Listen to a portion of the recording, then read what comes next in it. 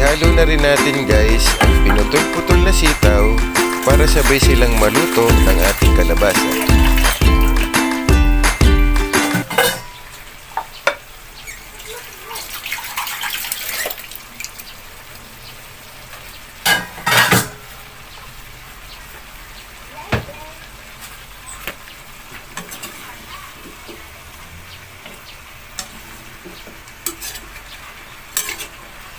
Bahagyan nating haluin guys para matakpan natin ang ating kawali at muling pakuluin.